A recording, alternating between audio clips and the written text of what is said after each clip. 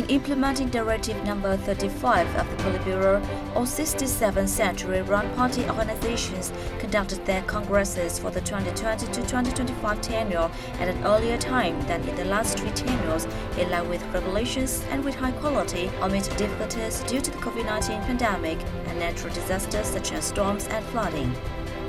In 3 sessions held throughout the year, the Party Central Committee received and studied opinions contributed by party members and the people to complete all documents and reach a high level of consensus on personnel plans being submitted to the 13th National Party Congress.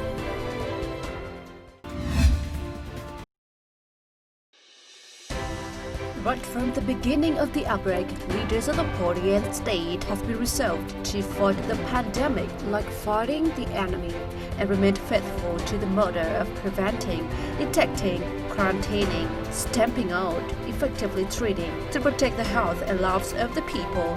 As of December 24th, the country had 1,433 infections with 1,281 recoveries. Besides its success in treatment, Vietnam also successfully isolated the SARS-CoV-2 virus in February and began human trials of a COVID-19 vaccine in late December.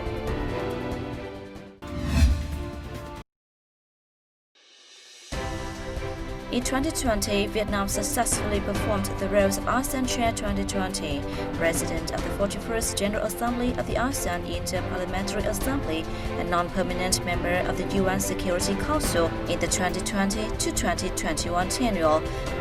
The 37th ASEAN Summit adopted more than 80 documents, the highest number passed at an ASEAN Summit. As a non-permanent member of the UN Security Council, Vietnam proposed initiatives to organize the first open discussion on UN-ASEAN cooperation and set the date of 27th as International Day of Epidemic Preparedness.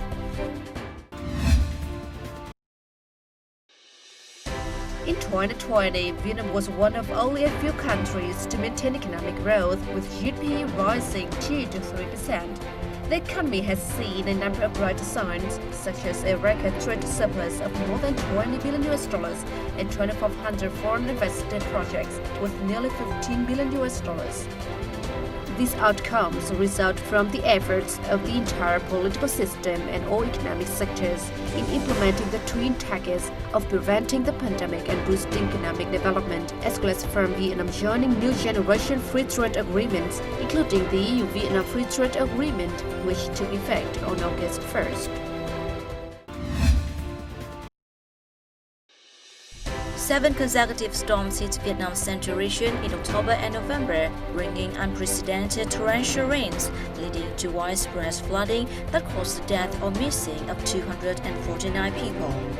Devastating flooding and landslides at the Rao Giang 3 hydropower project in Thừa Thiên Huế province, Nam Tra My and Phuoc Sơn districts in Quang Nam province, and Huong Quan district in Quang Tri province killed many and left others missing, causing devastating losses to the localities.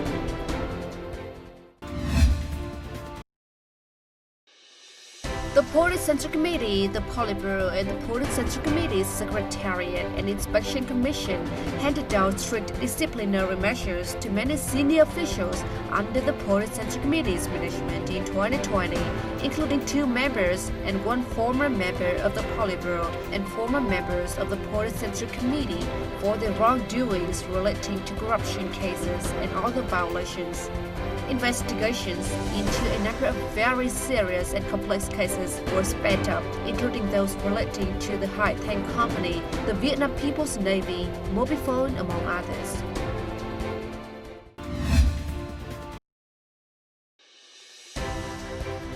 The National Digital Transformation Program to 2025 and Vision to 2030 was approved by the Prime Minister with the aim of making Vietnam a digital country with stability and prosperity and pioneering new technologies and models by 2030. The program targets the twin goals of developing e-government, e-economy, and e-society, and forming digital technology businesses with global competitiveness.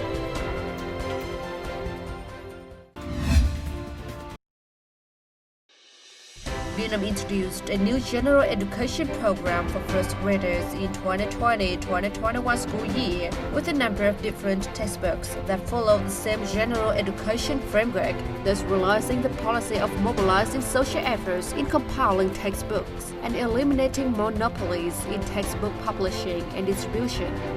Unreasonable prices of some textbooks, along with problems with the use of language in author caused public concern, however. The Ministry of Education and Training has accepted public opinions and adjusted the content of some textbooks. On February 24th, the Central Military Hospital 108 announced that it has successfully performed the world's first live transplant, a hand, from a live donor. This was also the first live transplant in Southeast Asia.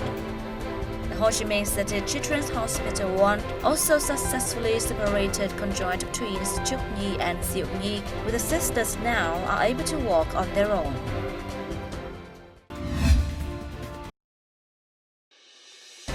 On July 7th, the United Nations Educational, Scientific and Cultural Organization, or UNESCO, recognized the Dak Nong Geopark as a global geopark. In the Central Highlands, the park has some 64 heritage sites, including craters, a network of 50 volcanic caves stretching a total length of 10 kilometers, and waterfalls. The Dong Van Kras Plateau Geopark in Hà Giang and the Non Nước Cao Bằng Geopark in Cao Bằng Province were previously recognized as global geoparks.